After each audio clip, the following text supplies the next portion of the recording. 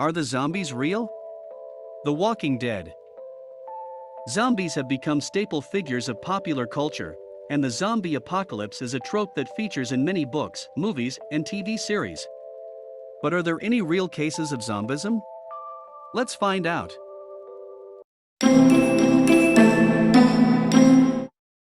Clervius Narcisse, the alleged real-life Haitian zombie. Clervius Narcisse, a Haitian man born in 1922.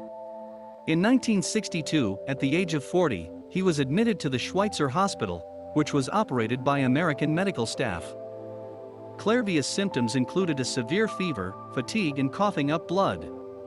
Clervius was pronounced dead shortly afterwards by two American doctors, held in cold storage for a day and subsequently buried.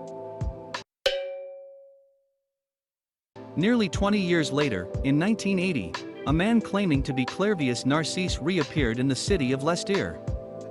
He confirmed his identity to his sister, Angelina Narcisse, and other villagers by using a childhood nickname and sharing intimate information about their family that only a family member would know.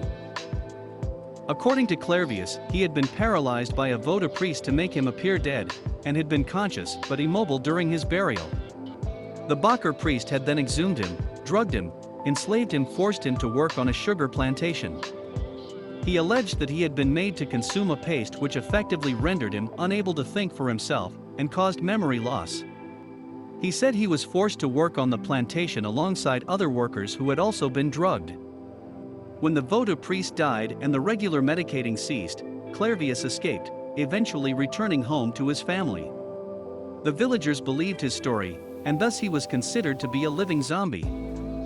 There are even photographs of Clervius sitting on top of his own tombstone, from which he had allegedly been exhumed decades prior. In the years following, several doctors and scientists investigated the case. It was particularly perplexing that Clervius' death had been verified by two American doctors when they examined him at the time, so multiple testimonies confirmed that he had indeed died. Over the years, a number of theories have been circulated, including that Clervius was administered with a combination of subduing substances including a component of pufferfish venom. Clervius died, for real, in 1994 at the age of 72. Rudy Eugene, Miami zombie. Hi, how you doing? Now, just reporting there's a naked man in front of the Miami Herald building next to the highway. He's throwing his clothes on the highway. Can't miss him, he's naked. On May 26, 2012, Rudy Eugene attacked and maimed Ronald Papo, a homeless man, on the MacArthur Causeway in Miami, Florida, making headlines worldwide. What is your emergency, ma'am? Listen, there's a naked man on the MacArthur Causeway. At the end of the causeway coming towards Biscayne Boulevard, he is beating another man to a pulp. Like on top of the man, beating him. The man is bleeding. He's beating another man. It's a naked man beating another man. He's gonna kill that man, I promise you. During the 18-minute filmed encounter, Eugene accused Papo of stealing his Bible, beat him unconscious, removed Papo's pants, and bit off most of Papo's face above the beard, including his left eye, leaving him blind in both eyes. As a result of the incident's shocking nature and subsequent worldwide media coverage, Eugene came to be dubbed the Miami Zombie. The attack ended when Eugene was fatally shot by a Miami PD officer. Although friends and family filled in details of Eugene's life, the reason for the attack remains unclear. Eugene, 31, employed at a car wash at the time, was divorced with a series of petty criminal arrests from age 16, with the last in 2009.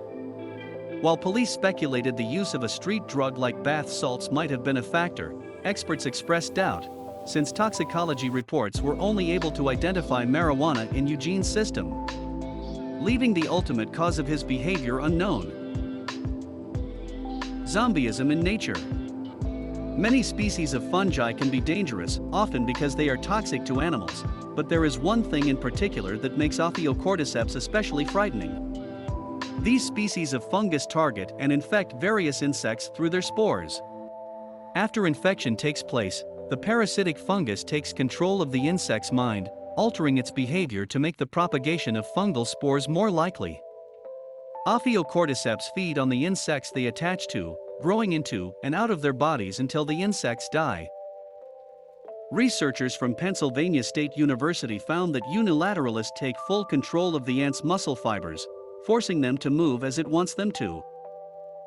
We found that a high percentage of the cells in a host were fungal cells, from David Hughes, who is Associate Professor of Entomology and Biology at Penn State. That's it for today's video, and if you find it useful, hit the like button.